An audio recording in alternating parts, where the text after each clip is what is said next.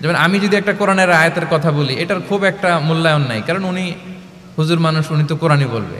কিন্তু একজন ডক্টর যখন কোরআনের আয়াত বলে, তখন বলে দেখছো মাশাআল্লাহ, একজন ডক্টর, সে চিকিৎসা বিজ্ঞানে এত বড় এক্সপার্টিসের পর আবার কোরআনও জানে। ওই কথা কিন্তু আমিও বলছি, আমার দাম নাই। কিন্তু আপনাদেরকে কত সম্মানের চোখে দেখা হচ্ছে। আবার দেখেন, 5 ওয়াক্ত সালাত আদায় করা জামাতের সাথে, ফরজ সালাতগুলো, এটা তো মানে করতেই হবে, কম্পালসারি।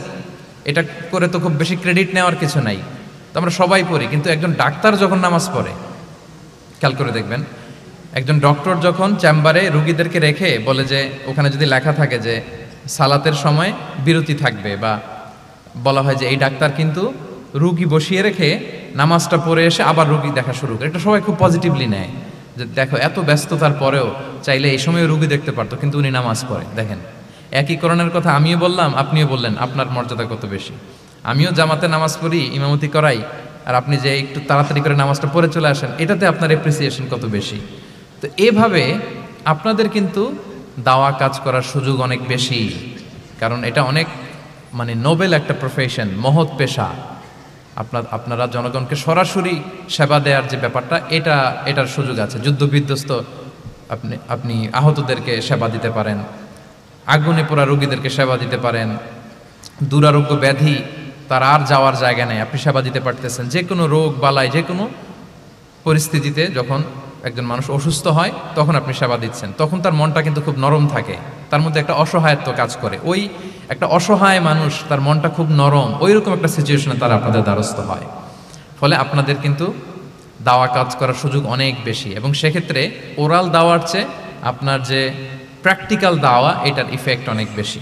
মানে আপনার চলনে বলনে, আপনার কথনে কথায়, আপনার ব্যক্তিত্বে, পার্সোনালিটিতে, এটার মাধ্যমে যে দাওয়া ফুটে ওঠে, ওইটা বেশি ইফেক্টিভ। নিজের আচরণ দিয়ে যে মেসেজটা দেওয়া যায়, এটা সবচেয়ে ইফেক্টিভ। আপনার লেনদেন, আপনার ডিলিংস কেমন, আপনি মানুষ হিসেবে কেমন, এটা সবচেয়ে পাওয়ারফুল দাওয়া।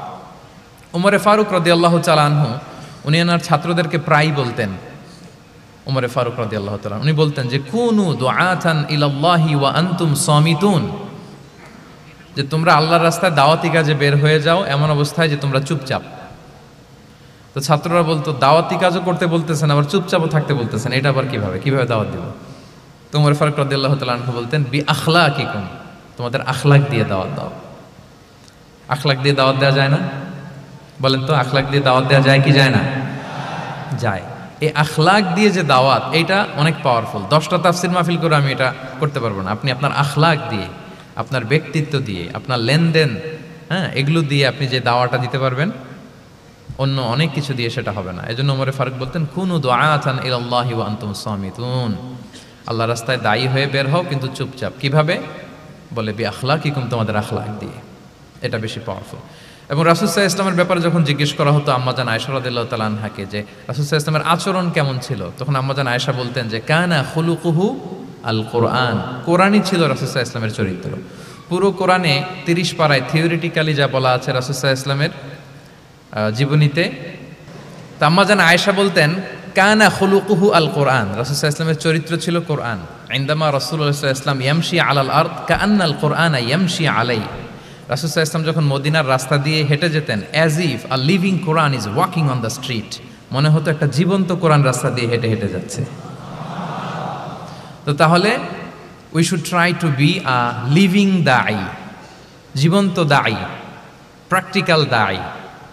এটা যদি আমরা হইতে পারি, তাহলে অনেক বেশি ইম্প্যাক্ট করা যাবে সোসাইটিতে, অনেক ইনফ্লুয়েন্স করা যাবে। যেটা বললাম যে আমাদের সততা, আচরণ, ব্যক্তিত্ব, পার্সোনালিটি, এগুলো দিয়ে আমরা যে দাওয়াটা দিতে পারি, ওরাল দাওয়া, বক্তব্য দিয়ে, এটা অনেক সময় সম্ভব হয় না। এবং ডাক্তারদের জন্য এটা অনেক বড় একটা সুযোগ। তাহলে ইন্ট্রোডাক্টরি ডিসকাশনে আমি 2টা বিষয়ে কথা বললাম। এক হচ্ছে আমাদেরকে মধ্যমপন্থী হইতে হবে, মানহাজুল ওয়াসাতিয়া ওয়াল ইতিদাল, 1 নম্বর। 2 নম্বর হচ্ছে লিভিং দাঈ হওয়ার চেষ্টা করতে হবে, এটা বেশি প্রোডাক্টিভ অ্যান্ড ইফেক্টিভ। এই 2টা পয়েন্ট আমরা বুঝতে পেরেছি তো না? বুঝতে পেরেছেন সবাই? মাশাআল্লাহ।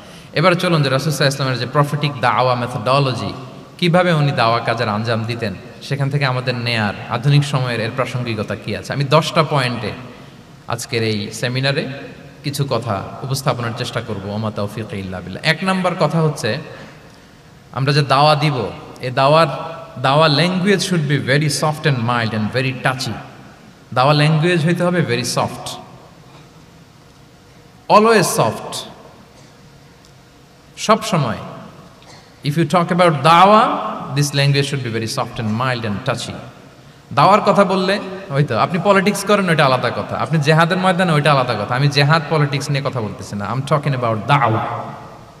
যদি আপনি দাওয়া সেমিনারের কথা বলেন, যদি মেডিকেল দাওয়া সোসাইটির নাম দেন, দাওয়া বললে আমাকে বলতে হবে দাওয়ার language should be very soft and mild. আমরা এটা অনেক সময় ভুল করে ফেলি, এটা করা যাবে না। কারণ আপনি হৃদয় থেকে যদি কোনো কথা বলেন, এটা শ্রোতার হৃদয়ে যে টাচ করে। আল্লাহর হাবিব সাল্লাল্লাহু আলাইহি ওয়াসাল্লামের কথাগুলো নিয়ে এত আলোচনা, বিশ্লেষণ, কথাগুলো এত অ্যাপিলিং কেন, এত আবেদনময় কেন? এর কারণ হচ্ছে রাসূল সাল্লাল্লাহু আলাইহি ওয়াসাল্লাম যা বলেছেন তিনি হৃদয় থেকে বলেছেন, এবং হৃদয় থেকে কথা বেরোলে এটা শ্রোতার হৃদয়ে যে টাচ করে। একটা ছোট্ট আয়াত আমি তেলাওয়াত করি, সূরা তাহার। আল্লাহ তাআলা বলছেন, ফাকুলা লাহু কাওলান লাইয়িনা লাআল্লাহু ইয়াতাযাক্কারু আও ইয়াখশা। আল্লাহ তাআলা মূসা আলাইহিস সালাম এবং হারুন আলাইহিস সালাম ওনাদের দুইজনকে বলছেন যে তোমরা দুই ভাই মিলে যাও, ফেরাউনের কাছে যে দাওয়াত দাও এবং কোমল ভাষায় দাওয়াত দাও। কি ভাষায়? সবাই বলুন। কোমল ভাষায় দাওয়াত দাও। কাওলান লাইয়িনা, use very soft and mild language, very touchy language. Soft এবং কোমল ভাষায় দাওয়াত দাও কাকে? পৃথিবীর সবচেয়ে বড় সন্ত্রাস, তাই না? হ্যাঁ, দুর্ধর্ষ সন্ত্রাস, খোদাদ্রোহী, তারপর সীমালঙ্ঘনকারী। আপনি যত নেগেটিভ যা বলবেন সব যাবে ওর সাথে। ফিরআউন, লাআল্লাহু ইয়াতাযাক্কারু আও ইয়াখশা, হয়তো সে উপদেশ গ্রহণ করবে অথবা তার হৃদয়ে ভয়ের উদ্রেক হতে পারে। হয়তো তোমরা soft and mild language use করবা, মূসা এবং হারুন, কোমল ভাষায় যে তোমরা দাওয়াত দিবা। আচ্ছা, কার ব্যাপারে আল্লাহ বললেন, কাকে দাওয়াত দিতে বললেন? সবাই বলেন তো নামটা। ফেরাউন। আচ্ছা, ফেরাউনের ক্ষেত্রে আল্লাহ তাআলা বললেন যে soft and mild language use করো, নরম ভাষা। আমাকে উত্তর দেন, আমাদের কারেন্ট সময় আমরা যাদেরকে জালিম বলি, যাদেরকে খারাপ বলি, ফাসিক বলি, পাপাচারী, ধরেন যে আমার মতে বা আপনাদের মতে যে সবচেয়ে খারাপ, পাপাচারী, জালিম, ওই জালিমটা কি ফেরাউনের চেয়ে বড় জালিম? আমাদের চোখে যে জাহান্নামী, যে নিকৃষ্ট, খারাপ, পাপী যাকে আমি মনে করি, যদিও এরকম মনে করার সুযোগ আমাদের নাই, কে জান্নাতি কে জাহান্নামী এটা ডিসাইড করবে কে? আল্লাহ তাআলা। কিন্তু আমাদের চোখে যে পাপী, যে ভুল করেছে, যে জালিম, ওই জালিমগুলো, খারাপ লোকগুলো কি ফেরাউনের চেয়ে বেশি খারাপ ছিল? ছিল? ওই ফেরাউনের ক্ষেত্রে আল্লাহ বলেছেন ফাকুল লাহু কাওলান লাইয়িনা, সফট ল্যাঙ্গুয়েজ ইউজ করো মূসা এবং হারুন, কোমল ভাষা ব্যবহার করো। হয়তো তার ভুল ভেঙে যাবে, হয়তো সে উপদেশ গ্রহণ করবে। তো তাহলে দেখেন কত বড় ভুল আমরা করি। আমরা মাঝে মাঝে এমন অ্যাটাকিং মুডে কথা বলি, এমন আগ্রাসী হয়ে কথা বলি, ওর মানার এক সুযোগ থাকলেও ও মানবে না। কি বলেন? যাও, মানার একটু ইচ্ছা ছিল, আমার এই অ্যাটিটিউডের কারণে সে আর এটা শুনবে না। এটাই মানুষের স্বভাব। আপনি আগ্রাসী হয়ে, অ্যাটাকিং হয়ে কথা বলে মানুষ এটা শোনে না। তাহলে দাওয়ার প্রফিটিক 1 নম্বর মেথোডোলজি হচ্ছে দাওয়ার ল্যাঙ্গুয়েজ হইতে হবে very soft and very mild. Allah তাআলা সূরাতু আলে ইমরানে বলছেন, ফাবিমা রাহমাতিম মিনাল্লাহি লিনতা লাহুম ওয়ালাউ কুনতা ফাযযান গালিযাল কলবি লানফাদ্দু মিন হাওলিক। নবী হে, আল্লাহর অনুগ্রহে, আল্লাহর রহমতে আপনি কোমল ভাষী হয়েছেন। আপনি কোমল ভাষী না হয়ে যদি রূঢ় ভাষী হতেন, তাহলে মানুষজন আপনার কাছ থেকে ভেগে ভেগে পালাতো। কিন্তু আমরা দেখতাম যে সাহাবারা রাসূল সাল্লাল্লাহু আলাইহি ওয়াসাল্লামের কাছে শুধু জড়ো হইতে চেত, দেখা করতে চেত, রাসূলকে ঘিরে রাখতো, এত পছন্দ করতো রাসূল সাল্লাল্লাহু আলাইহি ওয়াসাল্লামের কোমল আচরণের কারণে। ইভেন ফ্যামিলিতে কোনো সমস্যা হলে, অনেক সাহাবারা বলতেন ফ্যামিলির সাথে সমস্যা হলেও তারা রাসূলের কাছে চলে আসতো। এমনকি কারো পেটে ক্ষুধা লাগলেও তারা রাসূলের দরবারে চলে আসতো। তারা বলতো রাসূল সাল্লাল্লাহু আলাইহি ওয়াসাল্লামের চেহারার দিকে তাকালেই আমাদের ক্ষুধা মিটে যেত। কি কোমল ভাষী ছিলেন, কত সুন্দর সফট ল্যাঙ্গুয়েজ রাসূল সাল্লাল্লাহু আলাইহি ওয়াসাল্লাম ইউজ করেছেন। হ্যাঁ, রাসূল সাল্লাল্লাহু আলাইহি ওয়াসাল্লাম কখনো যে কঠোর ভাষায় কথা বলতেন না তা না, মাঝে মাঝে বলতেন, কিন্তু বেশিরভাগ ওনার দাওয়া ছিল সফট অ্যান্ড মাইল্ড। মাঝে মাঝে প্রেক্ষাপটের আলোকে রাসূল সাল্লাল্লাহু আলাইহি ওয়াসাল্লাম অনেক সময় তেজস্বী, জ্বালাময়ী ভাষণ দিতেন। মনে হতো কান্নাহু তিনি কি করছেন, ব্যাটালিয়নকে কমান্ড করছেন। এটা মাঝে মাঝে চেহারা লাল হয়ে যেত, গড়গড় করতেন যুদ্ধের আগে। কিন্তু রেগুলার বেসিসে রাসূল সাল্লাল্লাহু আলাইহি ওয়াসাল্লাম খুব কোমল ভাষায় কথা বলতেন। তাহলে 1 নম্বরে যেটা জানলাম, যদি আপনি দাওয়া মেন্টালিটি, দাওয়া মোডে থাকতে চান, আপনার ভাষা হতে হবে শক্ত না নরম? সফট হইতে হবে, কোমল। কারোর প্রতি আগ্রাসী হয়ে যেন আমরা কথা না বলি, অ্যাটাকিং মুডে যেন না বলি, বললেও শুনবে না। এটাই মানুষের নেচার। সফট ল্যাঙ্গুয়েজে বলতে হয়। ফেরাউনকে যদি বলা হয় ওর সাথে ভালোভাবে বলো, তো আমাদের আশেপাশে যারা আছে এরা তো মানে আরো এদেরকে সম্মান দিয়ে নরম করে বলা উচিত, কি বলেন? জি, 1 নম্বর গেল। 2 নম্বর হচ্ছে দাওয়াকে ফলপ্রসূ করতে হলে রাসূল সাল্লাল্লাহু আলাইহি ওয়াসাল্লাম যেটা করতেন, শ্রোতাদের অনেক সময় মনোযোগ আকর্ষণের জন্য উনি অনেক ধরনের টুলস, অনেক ধরনের জিনিস তিনি ব্যবহার করতেন। যেমন একটা পদ্ধতি রাসূল সাল্লাল্লাহু আলাইহি ওয়াসাল্লামের ছিল, রাসূল সাল্লাল্লাহু আলাইহি ওয়াসাল্লাম মানুষের আকর্ষণ বৃদ্ধির জন্য মাঝে মাঝে প্রশ্ন ছুড়ে দিতেন অডিয়েন্সকে, drawing attention of the listener by throwing questions. Question throw করার মাধ্যমে অ্যাটেনশন গ্রো করতেন। হাদিস এরকম অনেক উদাহরণ পাওয়া যায়। একটা ছোট্ট হাদিস শেয়ার করি, সহিহ মুসলিমে এসেছে। রাসূল সাল্লাল্লাহু আলাইহি ওয়াসাল্লাম একবার সাহাবাদেরকে বললেন, ইন্না মিনা শাজারি শাজারাতান লা ইয়াসকুতু ওয়ারাকুহা মাসালুহা মাসালুল মুসলিম। রাসূল সাল্লাল্লাহু আলাইহি ওয়াসাল্লাম জিজ্ঞেস করলেন, তোমরা কি কেউ বলতে পারবা বৃক্ষরাজির মধ্যে একটা বৃক্ষ আছে, মানে গাছের মধ্যে একটা গাছ আছে যেই গাছের কখনো পাতা ঝরে না, ওই গাছের পাতা কখনো ঝরে না। এর দৃষ্টান্ত হচ্ছে মুসলিমের দৃষ্টান্তের মতো। বলতো ফাহাদ্দিসুনি মা হিয়া, বলতো ওই গাছটা কি? কে বলতে পারো? আপনারা তো সব একেবারে পেরে গেছেন। তো সাহাবারা ওই দিন কেউ বলতে পারেন নাই, কারণ কি জানেন? একে তো আমরা জানি হাদিস স্টাডি করার কারণে, হাদিস স্টাডি না করলে তো আমরা বলতে পারতাম না, আমাদের দেশে তো খেজুর গাছ অত হয় না। তো ওনারা কেউ বলতে পারে না, এর কারণ হচ্ছে তারা ভাবছিল প্রশ্ন যেহেতু করছে এটা যেন তেন প্রশ্ন, এটা কঠিন কোনো গাছের একটা নাম বলতে হবে। তো বাড়ির পাশে যে খেজুর গাছ, মদিনার অলিতে গলিতে যে খেজুর গাছ ভর্তি, এই দিকে আর ওনাদের অ্যাটেনশন যায় না। ওনারা চলে গেছে মরুভূমিতে, ইয়ামানে, তারপর একেবারে ডেজার্টের মাঝখানে কি কি ক্যাকটাস, গুলমলতা, কি কি গাছ আছে ওগুলো আওড়াচ্ছে মনে মনে। ভাবতেছে যে খেজুর গাছের কথা তো রাসূল সাল্লাল্লাহু আলাইহি ওয়াসাল্লাম আমাদের জিজ্ঞেস করার কথা না, এ তো আমাদের গাছ, বাড়ির পাশের গাছ। তো কেউই আর বলতে পারে নাই। এরপর রাসূল সাল্লাল্লাহু আলাইহি ওয়াসাল্লাম যখন দেখলেন সবাই অপারগ, রাসূল সাল্লাল্লাহু আলাইহি ওয়াসাল্লাম বললেন, ইন্নাহা আন-নাখলা, এটা হচ্ছে খেজুর গাছ, ডেট প্লান্ট। তো আব্দুল্লাহ ইবনে উমর রাদিয়াল্লাহু তাআলা আনহু বাড়িতে যাওয়ার পরে ওমরে ফারুককে তার বাবাকে বললেন যে, বাবা, আজকে যে রাসূল সাল্লাল্লাহু আলাইহি ওয়াসাল্লাম প্রশ্ন ছুড়ে দিলেন, আপনারা যে কেউ পারলেন না, উত্তরটা কিন্তু আমি পারতাম। তো ওমরে ফারুক বললেন, বলো কি, তুমি পারতা? তো বললা না কেন? তুমি আজকে উত্তর দিতে পারলে তো রাসূলের সামনে আমার বুকটা এত বড় হয়ে যেত, মানে লাল উট পেলে আরবরা যেই খুশি, আমি এর চেয়ে বেশি খুশি হতাম। তখন উনি বললেন যে, আপনি পারতেছেন না, অন্যান্য বয়স্ক সাহাবারা পারতেছে না, মুরব্বীরা কেউ যেহেতু বলে নাই, আমি বিনয়ের খাতিরে উত্তরটা দেই নাই, কিন্তু আমি জানতাম যে এটা খেজুর গাছ। তাহলে দেখেন রাসূল সাল্লাল্লাহু আলাইহি ওয়াসাল্লাম অ্যাটেনশনটাকে ড্র করার জন্য প্রশ্ন ছুড়ে দিতেন। সো এই প্রশ্ন ছুড়ে দিয়ে কিন্তু আমরা মানুষের দৃষ্টি আকর্ষণ করতে হবে। আপনারা তো মানে প্রশ্ন ছড়াই তো আপনাদের কাজ, যে কি অবস্থা, শরীরটা কেমন, পেট ঠিক আছে কিনা, ঘুম হয় কিনা, কমন প্রশ্ন না আপনাদের? আপনাদের কাছে গেলেই তো প্রথমে জিজ্ঞেস করে যে হজম হয় কিনা, তারপর ঘুম আসে কিনা, এই হয় কিনা, অনেক প্রশ্ন আপনারা করেন। তো এইভাবে আপনি যদি আস্তে আস্তে প্রশ্নের ছলে যদি তাকে আপনি দাওয়া দিতে চান, আপনি কিন্তু দিতে পারেন। এটা রাসূল সাল্লাল্লাহু আলাইহি ওয়াসাল্লামের একটা দাওয়া মেথোডোলজি ছিল। 2টা বলে ফেললাম। একটা হচ্ছে দাওয়ার ল্যাঙ্গুয়েজ হতে হবে অনেক শক্ত, নাকি? হ্যাঁ, নরম, সফট অ্যান্ড মাইল্ড। 2 নাম্বার হচ্ছে প্রশ্ন ছুড়ে দিয়ে শ্রোতাকে আকর্ষণ করা, মনোযোগ আকর্ষণ করা। 3 নাম্বার ভিজুয়াল এক্সপ্লেনেশন। রাসূল সাল্লাল্লাহু আলাইহি ওয়াসাল্লাম এটা করতেন যাতে করে আরো সহজে বোঝানোর জন্য। এটা নিশ্চয়ই আপনারা করেন। রাসূল সাল্লাল্লাহু আলাইহি ওয়াসাল্লামের দাওয়া জিন্দেগিতে দেখা যায় প্রায় সময় কিছু উনি ভিজুয়াল এক্সপ্লেনেশন নিয়ে এসেছেন সাহাবাদের সামনে, যাতে করে সাহাবারা to get a better idea of the issue, আরো ইজিলি বুঝতে পারেন। যেমন একবার রাসূল সাল্লাল্লাহু আলাইহি ওয়াসাল্লাম অনাথ ইয়েতিমদেরকে যারা দেখভাল করে তাদের কি মর্যাদা, এটা বোঝাতে যে রাসূল সাল্লাল্লাহু আলাইহি ওয়াসাল্লাম 2 আঙ্গুল উঁচু করে একবার বললেন যে, আনা ওয়া কাফিলুল ইয়াতীমি ফিল জান্নাতি কাহাতাইন।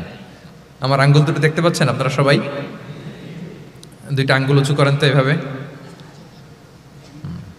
মানুষ তো মনে করবে ভিক্টরি সাইন দেখাই দিছে আমরা।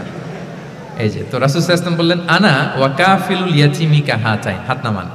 অর্থাৎ আমি এবং এতিমের রক্ষণাবেক্ষণকারী কিয়ামতের দিন এভাবে কাছাকাছি প্রতিবেশী হয়ে থাকবো। এই 2টা আঙ্গুলের মাঝখানে যেমনি খুব একটা স্পেস নাই, গ্যাপ নাই, মানে একেবারে কাছাকাছি, নেইবরিং ফিঙ্গার, রাইট? আমি এবং এতিমের রক্ষণাবেক্ষণকারী এভাবে নেইবর হয়ে থাকবো। এই যে ভিজুয়াল এক্সপ্লেনেশন দেখছেন, এই যে দাওয়ার মধ্যে মাঝে মাঝে এরকম ভিজুয়াল এক্সপ্লেনেশন করতে হবে যাতে করে শ্রোতারা বুঝে। রাসূল ইসলাম এটা করেছেন। আচ্ছা, মুসনাদে আহমদে এক হাদিস এসেছে, রাসূল ইসলাম একবার খেজুরের একটা ডাল নিয়ে মরুভূমির মধ্যে একটা দাগ টানলেন।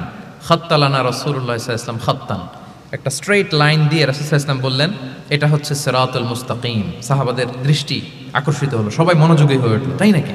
এটা সিরাতুল মুস্তাকিম, যে দোয়া আমরা প্রতিদিন করি, ইহদিনাস সিরাতাল মুস্তাকিম।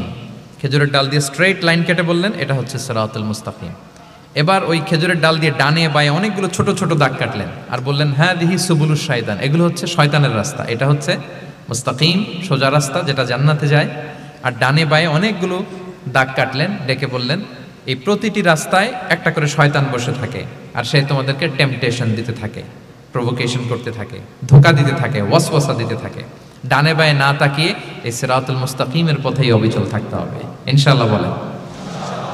তাহলে দেখেন মরুভূমির মাঝখানে তখন তো আর ওই যে এলইডি প্রজেক্টর থাকলে হয়তো রাসূল সাল্লাল্লাহু আলাইহি ওয়াসাল্লাম ওইটাই ব্যবহার করতেন, আমরা এটা এখন করতে পারি বোঝানোর জন্য। রাসূল সাল্লাল্লাহু আলাইহি ওয়াসাল্লাম খেজুরের ডাল দিয়ে মরুভূমির মধ্যে দাগ কেটে সাহাবীদেরকে এই ভিজুয়াল এক্সপ্লেনেশন দিলেন এবং সাহাবারা খুব সহজে বুঝতে পারলেন যে কোনটা সিরাতুল মুস্তাকিম কোনটা সিরাতুশ শাইতান। এভাবে রাসূল সাল্লাল্লাহু আলাইহি ওয়াসাল্লাম ভিজুয়াল এক্সপ্লেনেশন ইউজ করতেন। আমরা বিশ্বাসীরা যে ভাই ভাই, মুমিনরা যে ভাই ভাই, আমাদের সম্পর্ক যে কত সুদৃঢ় মজবুত, এটা বোঝাতে যে একবার রাসূল সাল্লাল্লাহু আলাইহি ওয়াসাল্লাম বললেন আল মুমিনু লিল মুমিনি কাল বুনিয়ান, বিশ্বাসীরা তাদের সম্পর্ক হচ্ছে কাল বুনিয়ান, একটা সুদৃঢ় প্রাচীরের মতো, সীসা ঢালা প্রাচীরের মতো। ইয়াশুদ্দু বা'দুহু বা'দা, যেটার এক পাশ আরেক পাশকে মজবুত করে। Strengthening one part the others, এক পার্ট আরেক পার্টকে মজবুত করে। যেমন এই বিল্ডিং এদিকে ভেঙে ফেললে এটা নড়বড়ে হয়ে যাবে। তিনি বুঝালেন যে সুদৃঢ় প্রাচীরের মতো হচ্ছে বিশ্বাসীদের সম্পর্ক। এটা বলে ওয়াসাব্বাকা বাইনা আসাবিহি, মানে ডান হাতের আঙ্গুলগুলো বা হাতের ভেতরে ভেবে ঢুকিয়ে দিলেন, বললেন যে এরকম মজবুত। সুবহানাল্লাহ। এই যে এই হাতের আঙ্গুলগুলো এই হাতে ঢুকিয়ে এরকম চাপ দিলে খুব শক্ত হয় না, মজবুত হয় না? রাসূল সাল্লাল্লাহু আলাইহি ওয়াসাল্লাম বললেন আমাদের বন্ধন হচ্ছে এরকম সুদৃঢ় মজবুত, সুদৃঢ় সীসা ঢালা প্রাচীরের মতো। আল্লাহু আকবার। তাহলে এই যে ভিজুয়াল এক্সপ্লেনেশন রাসূল সাল্লাল্লাহু আলাইহি ওয়াসাল্লাম বোঝানোর জন্য এই যে এরকম দাগ কাটা, কখনো এইভাবে হাদিসে এরকম অনেক পাওয়া যায়। আমি অল্প কয়েকটা, সময়ের টাইম কনস্ট্রেন্টের কারণে অল্প কয়েকটা নিয়ে আসলাম। তাহলে এটা রাসূল সাল্লাল্লাহু আলাইহি ওয়াসাল্লামের একটা দাওয়া মেথোডোলজি ছিল, বোঝানোর জন্য কত ইজিয়েস্ট ওয়েতে তিনি অডিয়েন্সের কাছে পৌঁছাতে পারেন। তিনি প্রয়োজনে ভিজুয়াল এক্সপ্লেনেশনের সহায়তা নিতেন। কয়টা গেল মেথোডোলজি? 3টা। আচ্ছা, 4 নাম্বার হচ্ছে গ্রাজুয়ালিটি, ধীরে ধীরে ধাপে ধাপে দাওয়া পরিচালনা করা, দাওয়া কাজ করা। এটাতে অনেক সময় আমরা ভুল করে ফেলি। আমরা অনেক সময় একটু রাশিং মেন্টালিটিতে থাকি, তাড়াহুড়ো। একজন ভাই নতুন দিনে ফিরছে, আগে হয়তো সংশয়বাদী ছিল, নাস্তিক ছিল, প্র্যাকটিস করতো না, এখন সে প্র্যাকটিসের ইচ্ছা করছে। এই সুযোগ পেয়ে আমি তারে বলা শুরু করলাম নামাজ পড়তে হবে, রোজা রাখতে হবে, জাকাত দিতে হবে, তোমার ওয়াইফের পর্দা করাইতে হবে, হালাল হারাম ও কয়েক ছাড়ছে, আমার সম্ভব না। ও বলবে ভাই আগে যাচ্ছিলাম ওইটাই ভালো ছিল, এতগুলো তো আমি মানতে পারবো না। তো এই যে আপনি তাকে দিন থেকে ভাগালেন, আপনার দাওয়া মেথোডোলজি জানা না থাকার কারণে আপনি তাকে ভাগালেন। একসাথে আপনি এত কথা বলবেন না। নতুন যখন কেউ দিনে ফিরে তাকে আপনি একসাথে এত কথা বলবেন না। নতুন যখন কোনো বোন ইসলামে আসতে চায় তাকে আপনি কঠিন করে বলবেন না। উপরে আমাদের বোনরা আছে, তাদেরকেও আমি বলবো সহজ করে বলেন। প্রথমে নামাজের কথা বলেন, নামাজ আস্তে আস্তে পড়ুক যতটুকু পারুক। প্রথমে হয়তো 5 ওয়াক্ত পারবে না, 1 ওয়াক্ত 2 ওয়াক্ত দিয়ে শুরু করবে, এরপর আস্তে আস্তে 5 ওয়াক্ত যাবে। এরপর তাকে একটু শালীন পোশাকের কথা বলেন যে তুমি একটু শালীন পোশাক পরো, সেফটি সিকিউরিটির জন্য ভালো। সেটাতে অভ্যস্ত হলে তাকে হেজাবের দাওয়াত দিবেন আপনি, হেজাবে অভ্যস্ত হলে নেকাবের দাওয়াত দিবেন আপনি। এইভাবে গ্রাজুয়ালিটি, ধাপে ধাপে, একসাথেই কঠিন করে দিনকে উপস্থাপন করা যাবে না। দাওয়া ইজ এ গ্রাজুয়াল প্রসেস। হ্যাঁ, গ্রাজুয়ালি যাইতে হবে। Beginning with the most important issue first, তারপর যেটা ইম্পর্টেন্ট, তারপর যেটা ইম্পর্টেন্ট, ধাপে ধাপে আপনি তাকে বলবেন। আপনারা নিশ্চয়ই সবাই মদ হারাম হওয়ার যে স্টেপগুলো আছে জানেন না? কয়বারে হারাম হয়েছে? 3 বারে। ওয়াসআলুনাকা আনিল খামরি ওয়াল মাইসির কুল ফীহিমা ইসমুন কাবীরু ওয়া মানাফিউ লিন-নাস ওয়া ইসমুহুমা আকবারু মিন নাফিহিমা। প্রথমে বললেন মদে কিছু উপকার আছে কিন্তু এটার গুনাহ বেশি, ক্ষতি বেশি, কিন্তু সামান্য উপকার আছে। তো মানুষ সচেতন হয়ে গেল যে না, এটা কিন্তু গুনাহ আছে, ক্ষতি আছে, সাবধান হইতে হবে। মদ খাওয়া কমায় দিল। আচ্ছা, এরপর বলা হলো ওয়ালা তাকরাবুস সালাতা ওয়া আনতুম সুকারা, মাতাল হয়ে মদ খাওয়া অবস্থায় নামাজে যেও না। কারণ কোন এক সাহাবী নামাজে এমনভাবে তেলাওয়াত করলেন অর্থ চেঞ্জ হয়ে গেল। ফলে দিনে 5 বার মদ খাওয়া যাবে না। এই আয়াত দিয়ে তো তাই বোঝা যায়, তাই না? 5 বারের জন্য যখন সাবধান হয়ে গেল, আরও তারা অভ্যস্ত হয়ে গেল। এরপরে নাজিল হলো ইন্নামাল খামরু ওয়াল মাইসিরু ওয়াল আনসাবু ওয়াল আজলামু রিজসুম মিন আমালিশ শাইতানি ফাজতানিবু। মদ, জুয়া, ভাগ্যলিপি এগুলো শয়তানের কাজ, এগুলো থেকে বেঁচে থাকো। সবাই মদিনার ঘরের ভেতরে মদের বোতল যেগুলো ছিল ভেঙে সব রাস্তায় মদ দিয়ে মদিনার অলিগলি শয়লাম। সুবহানাল্লাহ, কারো কষ্ট হয়নি, কারণ ধাপে ধাপে মদকে হারাম করা হয়েছে। কেউ যদি চেইন স্মোকার থাকে, আপনি যদি বলেন যে স্মোকিং হারাম, কালকে থেকে একটাও খেতে পারবে না, ও পারবে? ও তো মারা যাবে। ও সব বাদ দিতে পারবে, স্মোকিং বাদ দিতে পারবে না। তো কি করবেন, তাকে আপনি অল্প অল্প করে, যে একটু একটু করে ছাড়ো। এই যে রমজান আসতেছে, সারাদিন তো করতেই পারবে না, রাতে দুই তিনটা করে খাইও, বেশি খাইও না। না মানে ছাড়ানোর জন্য বলতেছে আর কি, যে 10টা খায় তারা যদি আপনি 2টা খাইতে বলেন, এটা তো আপনি দাওয়াই দিলেন নাকি, কমাইতে বললেন তো। সিগারেটের প্রতি তার উৎসাহিত করতেছি না আমরা। চেইন স্মোকার ও 10টা ছাড়া হয় না প্রতিদিন। তো এই রমজানে আপনি তারা বললেন যে সারাদিন তো তুমি না খেয়ে থাকবা, রাতে 1টা 2টা বা 3টা গেল। প্রথম দশকে 3টা, এরপরের দশকে 2টা, তারপরের দশকে 1টা। যে 1টা খায় তারপরের দিন তো সে চাইলে ছেড়েও দিতে পারে, কি বলেন? এইভাবে গ্রাজুয়ালি তাকে ছাড়ানোর জন্য অভ্যস্ত করতে হবে। তাহলে এই গ্রাজুয়ালিটিটা দরকার। আমি হাদিস থেকে, সিরাত থেকে একটা উদাহরণ দেই, শুনুন। রাসূল সাল্লাল্লাহু আলাইহি ওয়াসাল্লাম মুআয ইবনে জাবাল রাদিয়াল্লাহু তাআলা আনহুকে ইয়ামানের গভর্নর করে পাঠালেন। তো তখন তাকে বললেন যে মুআয, ইন্নাকা তাআতি কওমান মিন আহলিল কিতাব, তোমাকে এমন একটা এলাকার গভর্নর করে পাঠাচ্ছি, তারা কিন্তু আহলি কিতাব, মানে people of the books, Jews and Christian community, তারা ইহুদি খ্রিস্টান। সো তাদেরকে যখন দাওয়াত দিবা, ধাপে ধাপে দিবা। কিভাবে দিবা? তিনি বললেন, ফাদউহুম ইলা শাহাদাতি আন লা ইলাহা ইল্লাল্লাহ ওয়া আন্না মুহাম্মাদুর রাসূলুল্লাহ। প্রথমে দাওয়াত দিবা তাওহীদ আর রিসালাতের। আওয়াজ করে বলেন, প্রথমে কিসের? তাওহীদ এবং রিসালাতের। আচ্ছা, ফাইনহুম আতাউ লিযালিক, তারা যখন এটা মেনে নেয়। আরবিটা খেয়াল করেছেন অর্থটা? ফাইনহুম আতাউ লিযালিক, তাওহীদ রিসালাত যদি মেনে নেয়, তাহলে তাদেরকে 5 ওয়াক্ত নামাজের দাওয়াত দিও। আচ্ছা, 5 ওয়াক্ত নামাজে যখন তারা অভ্যস্ত হয়ে যায়, ফাইনহুম আতাউ লিযালিক, যখন তারা এটাও মেনে নেয়, তখন তাদেরকে যাকাতের আদেশ করো। সুবহানাল্লাহ, সুবহানাল্লাহ। দেখেন, ধাপে ধাপে, একবারে সবগুলো বিধান একবারে তাদের সাথে শেয়ার করতে বলেননি। প্রথমে তাওহীদের, রিসালাতের, মেনে নিলে সালাতের, মেনে নিলে যাকাতের, ধাপে ধাপে। তাহলে একবারে কেউ নতুন যখন দিনে ফিরেছে, একবারে সবকিছু তার ঘাড়ে চাপিয়ে দিবেন আপনি? কি করবেন? গ্রাজুয়ালি, ধাপে ধাপে আমরা এই দাওয়াটা তাদেরকে দেওয়ার চেষ্টা করব। এটা খুব ইফেক্টিভ হবে, ফলপ্রসূ হবে। কয়টা বললাম আমরা? 4টা। আপনাদের মনোযোগ আছে তো? বোরিং হচ্ছেন না তো? একটু বোরিং বোরিং লাগতেছে আপনাদের? হওয়ার কথা, যেহেতু সেই সকাল থেকে আমি শুনলাম 11টা থেকে প্রোগ্রাম। তো যারা দূর থেকে আসছেন, নিশ্চয়ই ফজরের পরে রওনা দিয়ে। ঢাকার বাইরে থেকে আসছেন কারা কারা, দেখি তো একটু। ইয়া সালাম, আপনারা নিশ্চয়ই ফজর পরে রওনা হয়েছেন গতকাল। মাশাআল্লাহ, মাশাআল্লাহ, আল্লাহ তাআলা কবুল করুক। আসুন আমরা তাকবীর পড়ি, তাহলে আরেকটু এনার্জেটিক হব আমরা। লিল্লাহি তাকবীর, লিল্লাহি তাকবীর, লিল্লাহি তাকবীর। একটু এনার্জেটিক লাগতেছে না এখন? মাশাআল্লাহ। না, ঠিক আছে, ঠিক আছে, এই তো ঠিক আছে। আচ্ছা, 4টা কভার করে ফেলেছি। 5 নাম্বার হচ্ছে দাওয়ার মধ্যে ইমোশনাল ইন্টেলিজেন্স ইউজ করতে হবে, তাহলে এটা মোর ইফেক্টিভ হবে।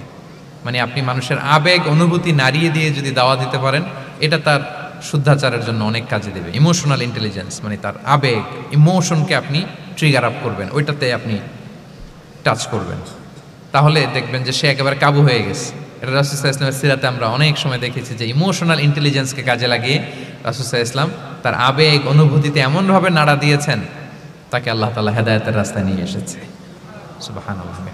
একটা ছোট্ট উদাহরণ দেই, মুসনাদে আহমদ ইবনে হাম্বলের হাদিস, কিভাবে ইমোশনাল ইন্টেলিজেন্স রাসূল সাল্লাল্লাহু আলাইহি ওয়াসাল্লাম ইউজ করতেন, আবেগ অনুভূতিকে কিভাবে নাড়া দিতেন রাসূল সাল্লাল্লাহু আলাইহি ওয়াসাল্লাম। এক যুবক এসে সাহাবাদের সামনে রাসূল সাল্লাল্লাহু আলাইহি ওয়াসাল্লামকে বললেন, ইয়া রাসূলুল্লাহ ইযান লি বিজিনা, হে আল্লাহর রাসূল, আপনি আমাকে জিনার অনুমতি দেন।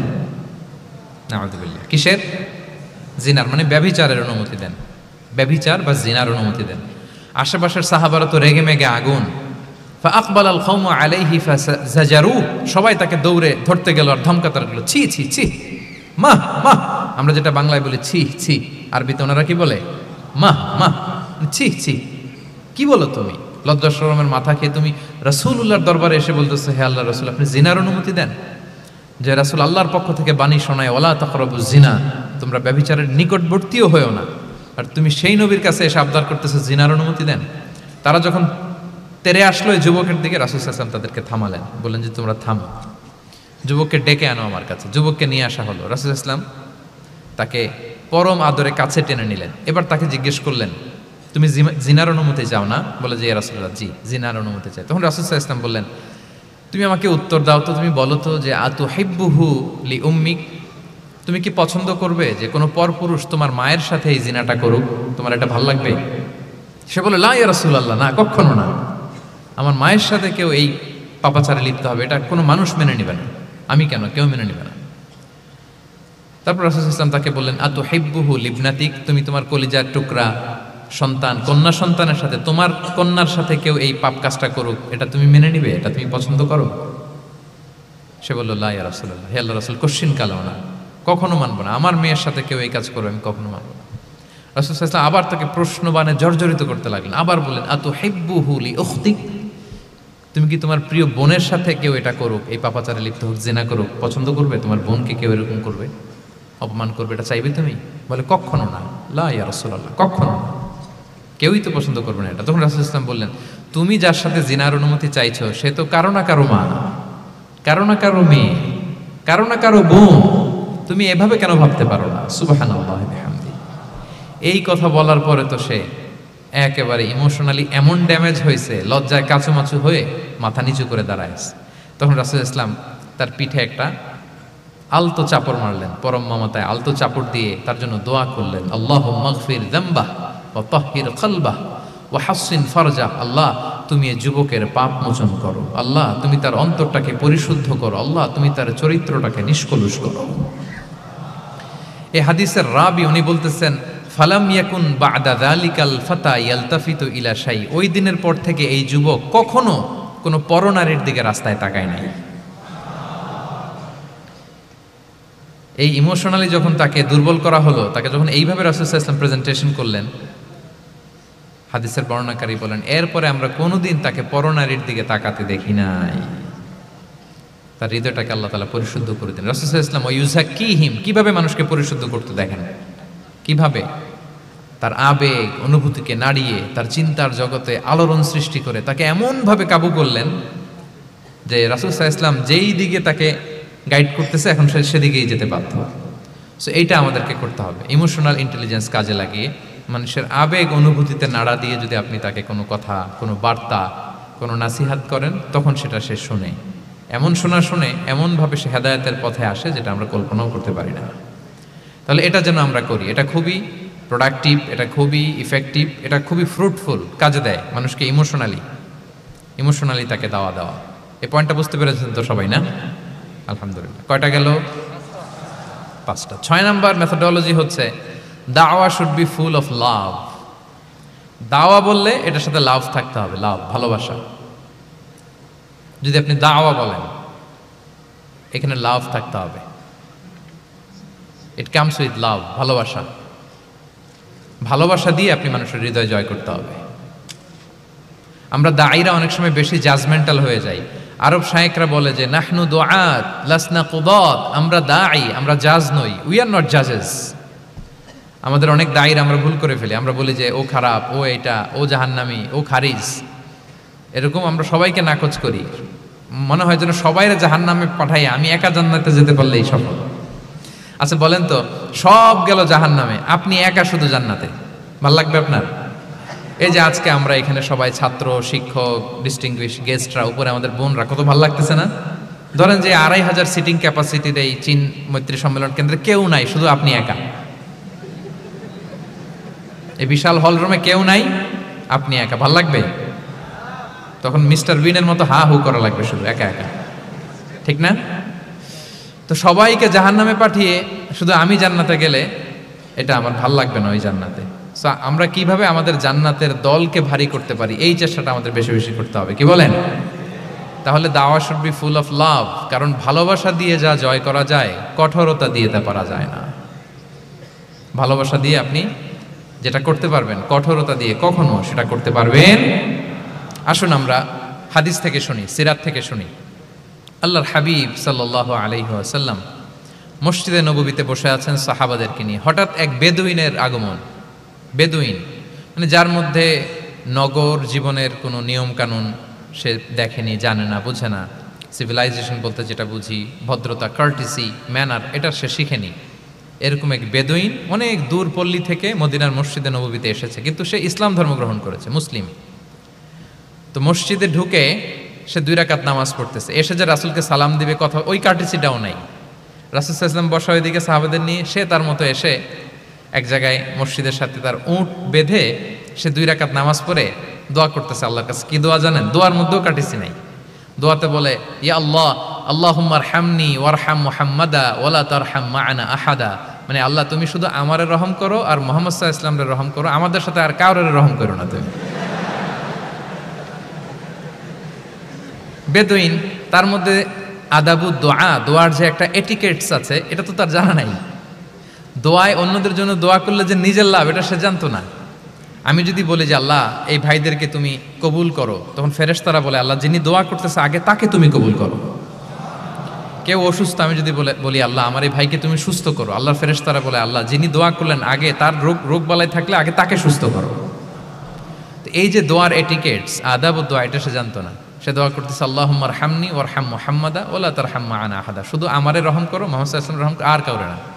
তো রাসূল সাল্লাল্লাহু আলাইহি ওয়াসাল্লাম দূর থেকে দেখতেছেন এই দোয়া, আর বলতেছেন যে হায় রে, একটা প্রশস্ত জিনিসকে সে সংকীর্ণ বানায় ফেললো। আল্লাহর কাছে কি রহমের কোনো কমতি বা ঘাটতি আছে? নাই। সে তো দোয়াতে সবাইকে ইনক্লুড করতে পারতো। তো রাহমাতাল লিল আলামিন আল্লাহর হাবিব সাল্লাল্লাহু আলাইহি ওয়াসাল্লাম তিনি বুঝতে পেরেছেন যে এই লোকটা আসলে বেদুইন, তার মধ্যে ওই কার্টিসি নাই। তো তিনি ফলো করতে লাগলেন যে দেখি লোকটা কি করে। তো লোকটা দোয়া টোয়া করেই এবার যে মসজিদের এক কর্নারে বসে ওখানেই পেশাব করা শুরু করলো। মানে কোনো কার্টিসি, নিয়ম, ভদ্রতা তার জানা নাই। তো তাকে পেশাব করতে দেখে বাকি লোকেরা তো তাকে ধরতে গেল, মারতে গেল। রাসূল সাল্লাল্লাহু আলাইহি ওয়াসাল্লাম বললেন, দাউ, রাখো রাখো, আরে থামো থামো, ওকে কাজ সারতে দাও, ওকে ওর কাজ সারতে দাও। কারণ আপনারা এটা ভালো জানেন যে ওয়াশরুম সারা অবস্থায় যদি কেউ বাইরে থেকে জোরে ডাক দেয় তাহলে অবস্থা খারাপ আছে, ঠিক কিনা বলেন? কেউ টয়লেট সারতেছে ওয়াশরুমে, তখন যদি আপনি জোরে নক করেন এটা তার ক্ষতি হয়, কারণ আগে তাকে ওইটা পাস করতে হবে স্মুথলি। এটাও একটা এটিকেটস যে কেউ ওয়াশরুমে গেল, আমাকেও যেতে হবে, তো আমি যে বারবার ডিস্টার্ব না করে ওখানে একটু পায়চারা করতে পারি, একটু হালকা মৃদু শব্দে কাশে দিতে পারি, বা আমি যে বাইরে আছি, সামওয়ান ইজ ওয়েটিং আউটসাইড, এটা তাকে বোঝাতে পারি। কিন্তু অনেকে যে কি করে, ধাম ধাম করার যখন শুরু করে, ওই বেচারার তো অবস্থা টাইট। এটা যেন আমরা না করি, এই শিক্ষাটা কিন্তু এই হাদিস থেকে পাই। রাসূল সাল্লাল্লাহু আলাইহি ওয়াসাল্লাম বললেন, দাউ দাউ, রাখো রাখো, আরে ছাড়ো ছাড়ো, ও তো এখন করতেছে, ইউরিন পাস করতেছে, রাখো, ওটাও সারুক, আগে সারুক, আমরা পরে ডিল করি। তো সবাইকে তিনি থামালেন, ও সারল। এবার রাসূল সাল্লাল্লাহু আলাইহি ওয়াসাল্লাম বললেন, এবার তোমরা যে ওয়াহারিকু আলা বাউলিহি সাজলান মিন মা, যেহেতু মসজিদে নববীর ফ্লোর ছিল বালুর ফ্লোর, শুকিয়ে যাবে, বললেন যে ওর পেশাব করা জায়গার উপর 1 বালতি পানি ঢেলে দাও। সাহাবারা দিল। আর এই বেদুইন লোককে রাসূল সাল্লাল্লাহু আলাইহি ওয়াসাল্লাম কাছে